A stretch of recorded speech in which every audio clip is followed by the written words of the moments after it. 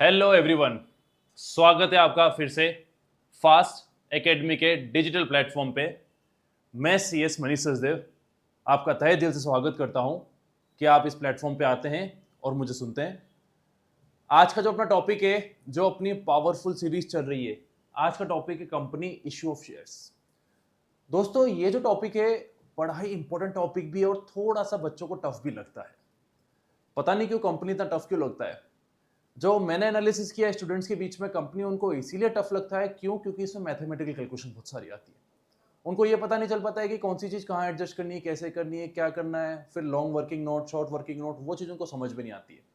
तो ये जो अकाउंटिंग पॉइंट ऑफ व्यू से देखें तो जर्नल एंट्रीज तो इसकी बहुत कम है, लेकिन जो कैलकुलेशन पार्ट है वो थोड़ा ज़्यादा है। तो आप लोग उससे रिकवर कीजिएगा।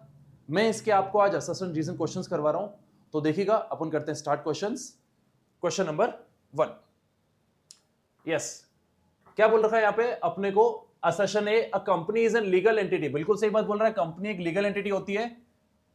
Company is an legal entity.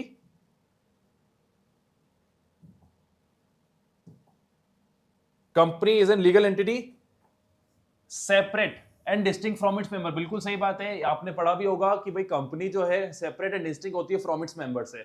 Sir, इसका मतलब क्या होता है? मेंबर्स जो हैं उसके, जो उसके डायरेक्टर्स हैं, वो किसी भी लॉस के लिए पर्सनली लायबल नहीं है। हमेशा लॉसेस के लिए कंपनी ही लायबल रहेगी। आगे देखते हैं। A company can enter into a contract, it can sue and to be sued on its own name. बिल्कुल सही बात बोली। आज एक बताइए मुझे, अगर आप लोग कुछ परचेसिंग करने जा रहे हैं, आपने रिलायंस स्मार्ट से कुछ परचेस किया, आपको वो प्रोडक्ट समझ में नहीं आया और आपको सोचा कि आपने मैं इस पे केस करूं, तो आप मुकेश अंबानी पे केस नहीं करेंगे, आप केस करेंगे रिलायंस पर, क्योंकि रिलायंस एक अलग एंटिटी है और मुकेश सर एक अलग एंटिटी है। मुकेश अंबानी इंडिविजुअल है और रिलायंस एक कंपनी है। तो आपने जिससे ट्रांजेक्शन किया उसी पे केस कर सकते हो या वो केस कर सकता है। और ये दोनों आपस में लिंकिंग भी शेयर कर रहा है। तो आपका आंसर हो गया B, both A and R true and R is the correct explanation of A. Next question, question number 2. A company has perpetual succession. बिल्कुल सही बात बोली। What do you know perpetual succession? Perpetual succession समझाने के लिए मैं हमेशा बच्चों को एक लाइन बोलता हूं। एक पोयम है जिसमें एक लाइन आती है द रिवर में। उसमें ऐसा बोला जाता है, मैन में come man may go but I go for ever.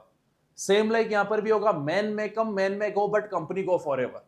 Company start होती है, लेकिन स्टार्ट होने के बाद ऐसा नहीं है कि उसके ओनर की डेथ हो गई तो फिर उसको कौन संभालेगा, क्योंकि इसमें जो होते हैं बोर्ड ऑफ डायरेक्टर्स चेंज होते रहते हैं। कंपनी की एग्जिस्टेंस अलग है और उनके ओनर्स की एग्जिस्टेंस अलग होती है। कंपनी हमेशा चलती रहती है, परपेचुअल सक्सेशन। इंसॉल्वेंसी और death of share holder. Share holder हमेशा क्या होते हैं? मालिक होते हैं। किसी की डेथ हो जाती है तो उसका मालिकाना किसी और के पास चला जाता है। विल नॉट अफेक्ट इस एग्जिस्टेंस। बिल्कुल सही बात बोल रहा है और ये करेक्ट एक्सप्लेनेशन भी दे रहा है। तो मैं यहाँ पे इसकी लिंकिंग बताऊंगा, लिंकिंग बताने के बाद बोलूंगा both A and R true and R is the correct explanation of A. Next question देखते हैं अपन। अगले क्वेश्चन में क्या बोला गया? Issued share capital and subscribe share capital always different. बेटा यहां पे बोला गया है, देखो, issued share capital, subscribe share capital. हमेशा ध्यान रखिएगा, कंपनी की जो इशूड कैपिटल होती है, जो कंपनी क्या कर रही है, कैपिटल इशू कर रही है, ओके, और उसके बाद जो उसका सब पार्ट होता है वो होता है सब्सक्राइब्ड कैपिटल। उसका जो सब पार्ट होता है वो होता है सब्सक्राइब कैपिटल। अब ये बोल रहा है कि ऑलवेज डिफरेंट, नहीं, जरूरी नहीं है, ऑलवेज डिफरेंट नहीं होंगे। आपका अगर ऐसा केस है, आपने इशू किए टोटल 1 लाख इक्विटी शेयर्स और पब्लिक ने अप्लाई भी कर लिया 1 लाख इक्विटी शेयर्स, तो उस केस में issued capital and subscribe capital दोनों सेम रहेगी। लेकिन इसने वर्ड यूज किया ऑलवेज डिफरेंट। ऑलवेज डिफरेंट कभी भी नहीं होगा, वो आपकी अलग भी हो सकती है और सेम भी हो सकती है। अब इसका रीजन देखते हैं। Subscribe share capital is a part of issued capital. बिल्कुल सही बात बोल रहा है, सब्सक्राइब शेयर कैपिटल जो है ना वो इशूड कैपिटल का पार्ट है। Sir thus it will be different from issued capital. नहीं सर, डिफरेंट नहीं रहेगी, वो सेम भी हो सकती है। इसमें इनको वर्ड यूज करना सकता था मैं, अगर मैं वर्ड यूज करते तो यहां पर वो सही रहता। तो मैं बोलूंगा ये दोनों गलत है और दोनों गलत है, तो मैं ऑप्शन नंबर सी सेलेक्ट करूंगा, both A and R incorrect. Now question number 4। क्या बोला गया क्वेश्चन नंबर 4 में? क्वेश्चन नंबर 4 में बोला गया है a share is a consideration to be a movable property. बिल्कुल सही बात बोल रहा है, शेयर एक टाइप की मूवेबल प्रॉपर्टी होती है जिसको आप मार्केट में बाय एंड सेल कर सकते हो। आज रिलायंस के शेयर मेरे पास है, मैं सेल कर दूंगा, किसी और के पास चले जाएंगे, वो किसी और को सेल कर देगा, किसी और के पास चले जाएंगे। तो ये जो प्रॉपर्टी होती है मूवेबल होती है। देखते हैं, a share can be purchased और सोल्ड। आप परचेज एंड सेल कर सकते हो कहां पे? उसको stock exchange in case of A listed company. बिल्कुल सही बात बोल रहा है, ये भी सही है और ये भी सही है। आप शेयर्स को सिर्फ और सिर्फ जो लिस्टेड कंपनीज है उनके ट्रांसफर कर सकते हो और परचेज कर सकते हो। नॉन लिस्टेड कंपनी के भी होते हैं लेकिन जनरली लोग करते नहीं है। इजीली आप जो शेयर परचेज करना चाह रहे हो, जिसको आप बोल रहे हो मूवेबल प्रॉपर्टी है, वो लिस्टेड कंपनी के शेयर्स ही होते हैं। अच्छा, ये दोनों पॉइंट सही है और दोनों में लिंकिंग भी आ रही है, और दोनों में लिंकिंग आ रही है तो मैं ऑप्शन कर दूंगा इसमें। ये नोट आ रहा है बी वाला, both A and R are true and R is the correct solution of A. बढ़ते अपन क्वेश्चन नंबर 5 की तरफ। A company must have equity share capital. बिल्कुल सही बात बोल रहा है। कंपनी के पास इक्विटी शेयर कैपिटल होना कंपलसरी है, ये कंडीशन, मैंडेटरी कंडीशन है। और आगे क्या बोला गया? अ कंपनी में नॉट है। अब यहां पे वर्ड दिया हुआ है, यहाँ पे मे नॉट। अब मे नॉट दिया हुआ है मतलब कि जरूरी नहीं कि प्रेफरेंशियल कैपिटल हो। बिल्कुल सही बात बोल रहा है सर, जरूरत नहीं है कि प्रेफरेंशियल कैपिटल हो। क्यों? क्योंकि कंपनी को फॉर्म करने के लिए आपको इक्विटी शेयर कैपिटल की जरूरत है, प्रेफरेंशियल की जरूरत नहीं है। आप रख भी सकते हो और उसमें इन्वॉल्व और अपने कैपिटल स्ट्रक्चर में नहीं भी उसको रख सकते हो। ओके, लेकिन यहाँ पे ये जो है ना, इसकी इससे लिंकिंग कुछ नहीं है। क्यों? क्योंकि ऊपर इक्विटी शेयर की बात कर रहा है, नीचे प्रेफरेंस शेयर की बात कर रहा है। तो ऑप्शन तो दोनों करेक्ट है, लेकिन करेक्ट एक्सप्लेनेशन नहीं दे रहा है, तो मैं इसका ऑप्शन नंबर सिलेक्ट कर दूंगा A. Both A and R are true but R is not the correct explanation of A. अब बढ़ते हैं अपन आगे नेक्स्ट क्वेश्चन नंबर 6 की तरफ। क्वेश्चन नंबर 6 क्या बोला गया? A company has a perpetual succession. बिल्कुल सही बात बोला, मैंने आपको भी बताया परपेचुअल सक्सेशन क्या होता है। मैन में come, man may go, but company go forever. Shares of a company are transferable in the manners provided in the articles of the company. बिल्कुल सही बात बोल रहा है। जो आपका एओए होता है, आर्टिकल ऑफ एसोसिएशन, उसमें जो आप लोगों की मैनर प्रिस्क्राइब्ड है, उस मैनर में आप अपने शेयर्स को ट्रांसफर कर सकते हो किसी और को। तो ऊपर आप लोगों को क्या बोला है? मैन में कम, मैन में गो, और नीचे क्या बोला है कि आप शेयर ट्रांसफर कर सकते हो। अब इसमें अपन देखते हैं कि सर लिंकिंग आ रही है कि नहीं आ रही है। बिल्कुल सर आ रही है। क्यों? क्योंकि आपकी अगर डेथ हो जाती है तो डेथ होने के बाद आप किसी न किसी को शेयर ट्रांसफर करोगे, तो ये आर्टिकल ऑफ एसोसिएशन मेंशन होता है कि आप कैसे करोगे। तो इसकी लिंकिंग बैठ रही है, और लिंकिंग बैठ रही है तो इसका ऑप्शन नंबर ए तो नहीं हो सकता, ये हो जाएगा B. Both A and R are true and R is the correct explanation of A. I hope आपको 6 क्वेश्चन समझ में आ गए होंगे। मैं बढ़ता हूं अब आगे क्वेश्चन नंबर 7 की तरफ। क्वेश्चन नंबर 7 में क्या बोला गया है? A public company must have 7 members. बिल्कुल सही बात बोला है कि भाई पब्लिक कंपनी में मिनिमम मेंबर्स कितने होने चाहिए? 7। And there is no limit as the maximum numbers. बिल्कुल सही बात बोल रहा है। मैक्सिमम आपके इनफाइनाइट कितने मेंबर्स हो सकते हैं, लेकिन मिनिमम 7 मेंबर्स होना बहुत जरूरी है। अब private company must have at least 2 member. बिल्कुल सही बात बोल रहा है। आपके मेंबर्स जो है प्राइवेट कंपनी के, वो कितने होने चाहिए? सर 2 होने चाहिए। बिल्कुल सही बात बोल रहा है, गलत नहीं बोलूंगा मैं इसको। अब आगे देखना क्या बोला गया है। And maximum number is 200। ये भी सही बोल रहा है, एक्सक्लूडिंग इट्स प्रेजेंट और पास्ट एम्प्लॉयज। एम्प्लॉयज की तो यहाँ पे बात ही नहीं कर रहा है सर, यहाँ पर बात ही नहीं कर रहा है एम्प्लॉयज की, ये मेंबर्स की बात कर रहा है। एम्प्लॉयज कंपनी के लिए एज अ आउटसाइडर होते हैं। जो यहाँ पर बात कर रहा है मेंबर्स की, मेंबर्स मतलब share holders.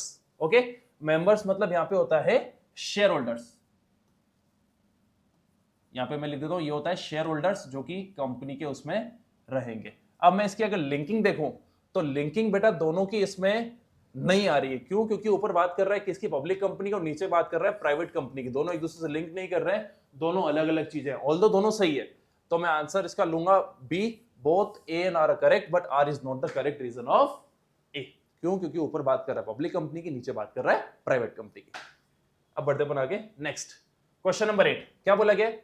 Securities premium may be used for issue of partly paid of bonus share. यहां पर क्या वर्ड दिया हुआ है? Issue of partly paid of bonus share. Sir ये बिल्कुल गलत बात है। क्यों? क्योंकि आप एसपीआर को टोटल 5 चीजों में यूज कर सकते हो, और वो दे रखा है सेक्शन 52 में, है ना।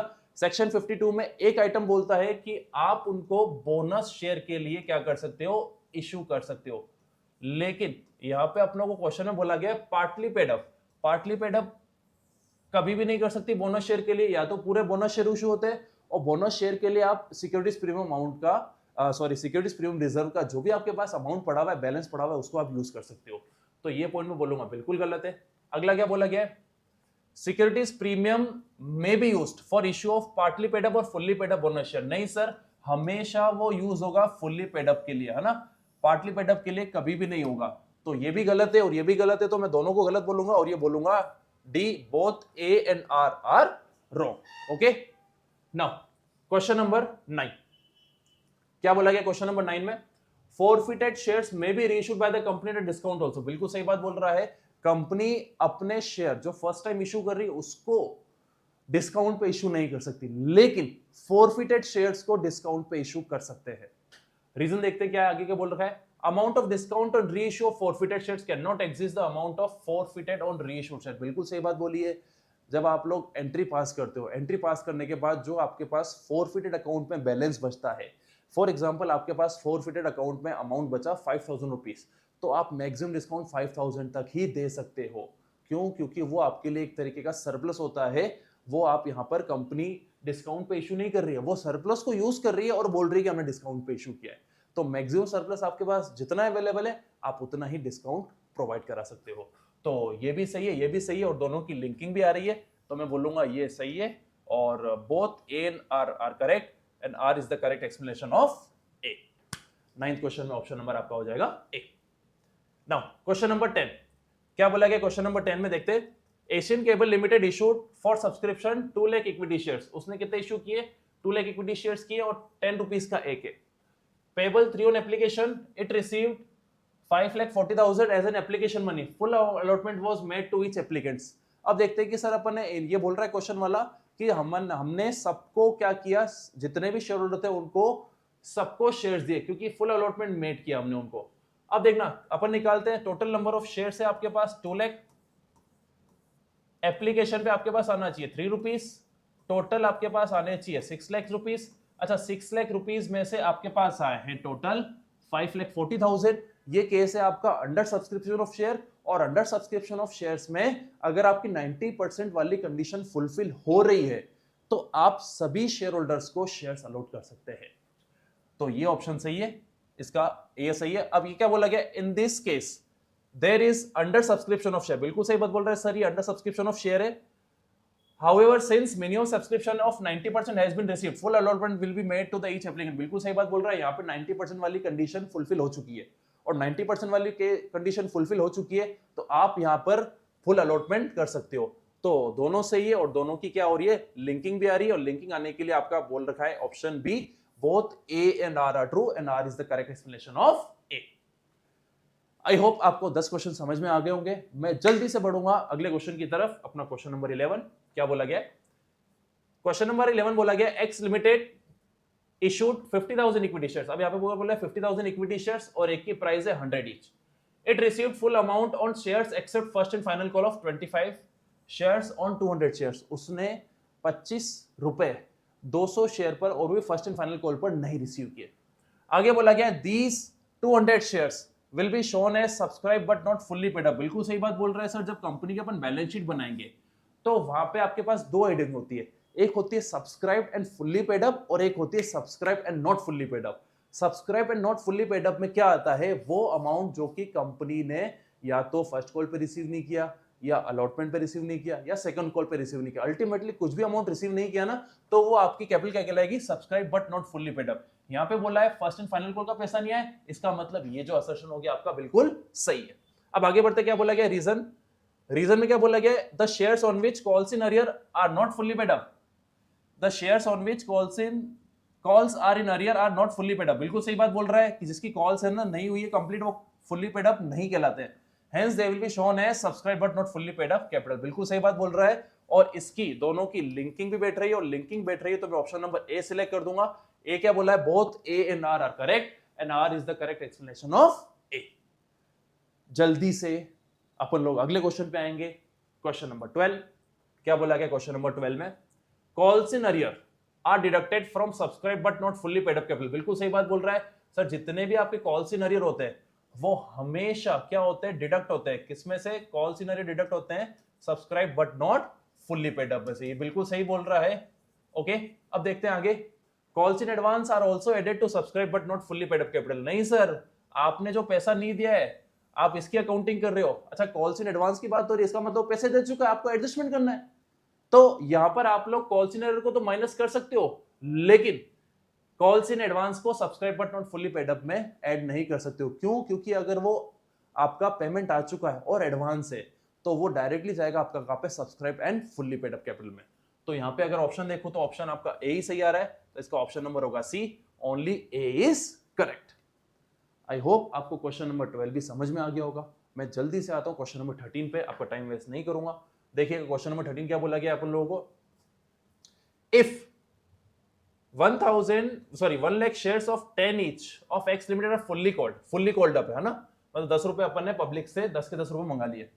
Share forfeiture amount of 6,000 on 1,000 shares, अपनों को बोला गया है 1,000 फॉरफिटेड शेयर्स है, will be added to subscribe and fully paid up capital of 9,90,000। अब देखो यहाँ पे थोड़ा सा टेक्निकली आ रहा है ना, टेक्निकली कैसा आ रहा है, सबसे पहली चीज यहाँ पे क्या बोला गया है, ये बोल रहा है कि subscribe and fully paid up capital में ये ऐड होगा। ये जो चीज है बेटा यहाँ पे क्या बोली गई है, subscribe and fully paid up जो है उसमें क्या होगा, ये जो आपका अमाउंट दे रखा है 6,000 का वो एड बैक करना चाहिए। लेकिन मैंने आपको अभी इस क्वेश्चन में बताया कि subscribe and fully paid up में ना तो अपन कुछ ऐड करते हैं ना कुछ लेस करते हैं, अपन सिर्फ और सिर्फ subscribe and not fully paid up में एडजस्टमेंट करते हैं। क्यों? क्योंकि subscribe and fully paid up का मतलब है जो जो कंपनी ने मंगाया वो सब अपनों को मिल गया। अगर यहाँ पर बोला गया है कि उसके पास 6,000 रुपए का शेयर फॉरफिटेड अमाउंट है और 1,000 शेयर्स है और वो बोल रहा है ऐड करो, क्यों ऐड करें? आपके जब पूरे शेयर्स पैसे आ चुके हैं तो ये जो है अमाउंट जाना चाहिए आपका नॉट फुल्ली पेड अप में, फुल्ली पेड अप में कभी भी नहीं आएगा। अब रीजन देखते हैं, if 1 lakh shares of 10 each are 7 called shares forfeiture amount of rupees 8,000 on 2,000 forfeit shares will be added to subscribe but not fully paid up capital of rupees 6,86,000। अब देखो यहाँ पे क्या बोला है, यहाँ पे 7th कॉल्ड अप है ना, यहाँ पे 7 रुपए क्या है कॉल्ड किए उन्होंने। शेयर फॉरफिटेड है आपके पास 8,000 रुपए का ऑन 2,000 फॉरफिटेड शेयर्स, इसमें से उन्होंने कितने शेयर फॉरफिट कर लिए, 2,000 शेयर फॉरफिट कर लिए।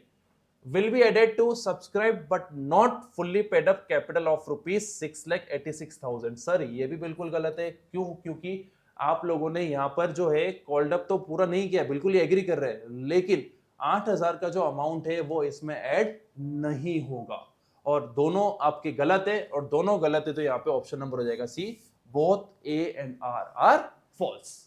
तो क्वेश्चन नंबर 13 भी हो चुका है अपना। अब हम बढ़ेंगे क्वेश्चन नंबर 14 की तरफ।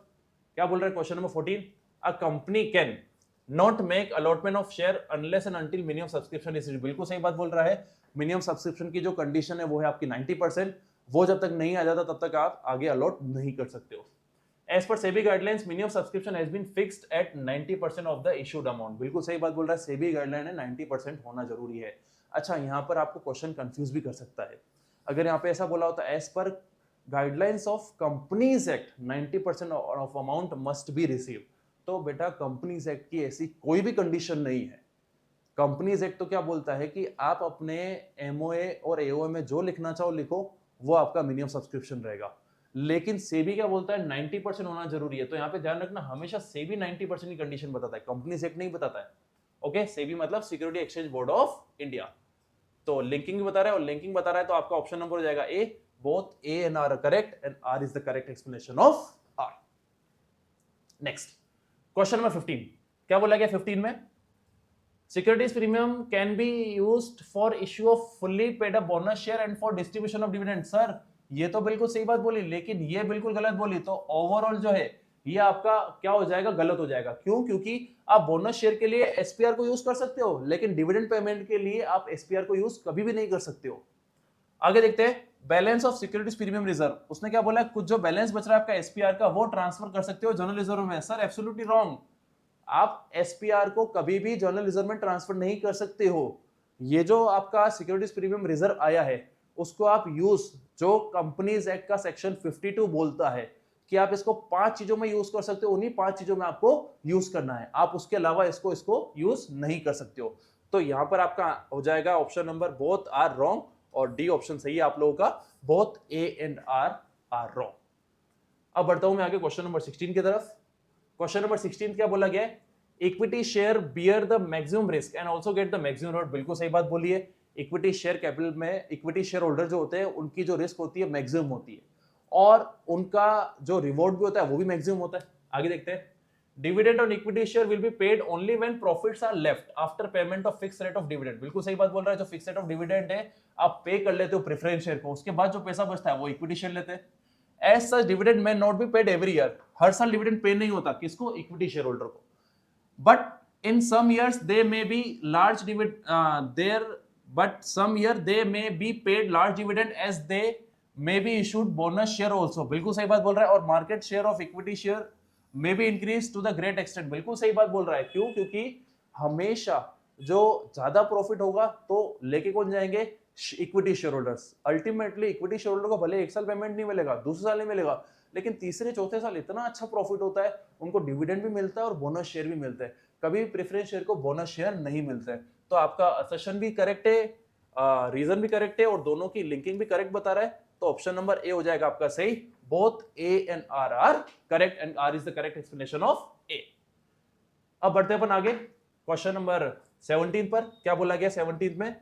17 में बोला गया है आप लोगों को reserve capital and capital reserve are the same. नहीं, बिल्कुल गलत बात है sir. Reserve capital and capital reserve दोनों अलग अलग है. रिजर्व कैपिटल वो कैपिटल होती है जो कंपनी अपने वाइंडिंग अप के टाइम कॉल कर सकती है या कॉल करती है.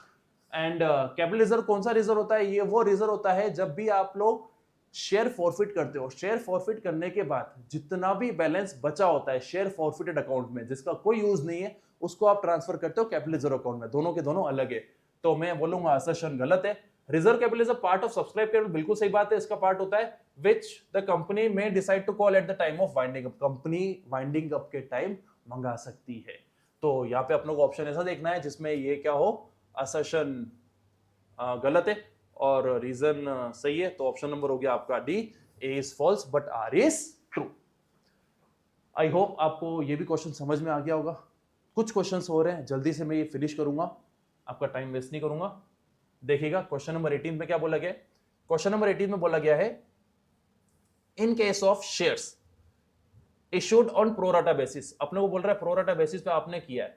Excess money receive on the time of application in the absence of information can be utilised till allotment. ये क्या बोल रहा है कि अपन लोग अलॉटमेंट तक यूटिलाइज ही कर सकते हैं? नहीं सर, अपन लोग जो एक्सेस मनी होता है उसको आगे कॉल्स इन एडवांस में भी लिख सकते हैं. ये भी कंपनी के पास ऑप्शन अवेलेबल रहता है. रिफंड भी कर सकते हैं और कॉल्स इन एडवांस में भी आप एडजस्ट कर सकते हो. तो ये जो है आप लोगों का असर्शन बिल्कुल गलत है.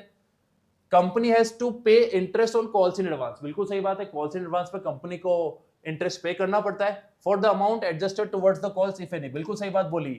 अच्छा, ये सही है, ऊपर वाला गलत है. तो आपका ऑप्शन नंबर यहाँ पे हो जाएगा A is false but R is true. 18 का D, A is false but R is true. तो पेश करते हैं अपन क्वेश्चन नंबर 19. क्वेश्चन नंबर 19 पे मैं पढ़ रहा हूं क्या बोल रखा है अपनों को. Securities premium can not be utilised for meeting the working capital requirement of the business. बिल्कुल सही बात बोली है. अगर पता चला कि यार पैसे की कमी पड़ गई कंपनी के पास, तो कंपनी कभी भी सिक्योरिटीज प्रीमियम रिजर्व के पैसे को, अमाउंट को यूटिलाइज नहीं कर सकती. किसके लिए? अपने वर्किंग कैपिटल के लिए. Securities premium may be applied only for the purpose mentioned in section 52. बिल्कुल सही बात बोला है सर. सेक्शन 52 कंपनीज एक्ट बोलता है कि 5 चीजों में आप इस पैसे को यूटिलाइज कर सकते हो. उन 5 के अलावा आप कहीं पे भी इसको यूटिलाइज नहीं कर सकते हो. अब यहाँ पे ऑप्शन दोनों सही है और दोनों में क्या है, लिंकिंग भी आ रही है और लिंकिंग भी आ रही है. तो आपका ऑप्शन नंबर हो जाएगा नॉट ट्रू है और बी हो जाएगा both A and R are true and R is the correct reason of A. Next आगे क्या बोला गया क्वेश्चन नंबर 20 में. क्वेश्चन नंबर 20 में बोला गया है maximum amount of discount allowed at the time of reissue of forfeited है should not exceed the forfeited amount. बिल्कुल सही बात बोल रहा है. आपके पास जो फॉरफिटेड अमाउंट में, फॉरफिटेड अकाउंट में जो अमाउंट पड़ा हुआ है उससे ज्यादा डिस्काउंट आप नहीं दे सकते हो. The excess amount of forfeited share account is transfer to capital reserve account. बिल्कुल सही बात बोली. अगर आपने उस डिस्काउंट में अमाउंट यूटिलाइज कर दिया फॉरफिटेड अकाउंट का, फॉरफिटेड अकाउंट में फिर भी कुछ पैसा बच जाता है, तो वो आपका ट्रांसफर होता है कैपिटल रिजर्व में. आपका कहां पे ट्रांसफर होता है? कैपिटल रिजर्व में ट्रांसफर होता है. अब देखिए इसमें ऑप्शन करेक्ट और रॉन्ग के लिए बोला गया है, तो मैं इस पे ऑप्शन नंबर बी को सिलेक्ट करूंगा. Both A and R are correct. क्यों? क्योंकि दोनों के दोनों ऑप्शन बोला है. लिंकिंग अपने को पूछी नहीं है तो यहाँ पे आपको नहीं देखना है. आगे देखते हैं क्वेश्चन नंबर 21. क्वेश्चन नंबर 21 में क्या बोला गया है. When the directors of a joint stock company decide to ask the call money, they have to make sure that the amount called is not more than 25% of the issue price. बिल्कुल सही बात बोलिए. आपका जो amount है वो maximum capping है आपकी कितनी? 25%. 25% से ज्यादा आप किसी भी कॉल पे पैसा नहीं मंगा सकते हो. स्टेटमेंट 2 क्या बोला गया अपनों को. There must be an interval of at least 1 month. बिल्कुल सही बात बोली, दो के बीच में आपके 1 महीने का इंटरवल होना जरूरी है between the making of the two calls unless otherwise provided in the article of association. आप इसको चेंज करना चाह रहे हो तो आर्टिकल ऑफ एसोसिएशन चेंज कर सकते हो, लेकिन अगर कुछ भी नहीं बोला जाए तो आपको क्या करना है, उसको कम से कम 2 कॉल्स के बीच में 1 महीने का गैप बहुत जरूरी है। तो आपका असर्शन भी सही है, रीजन भी सही है, तो मैं इसको ऑप्शन नंबर ए को सिलेक्ट करूंगा। Both statement 1 and statement 2 are correct.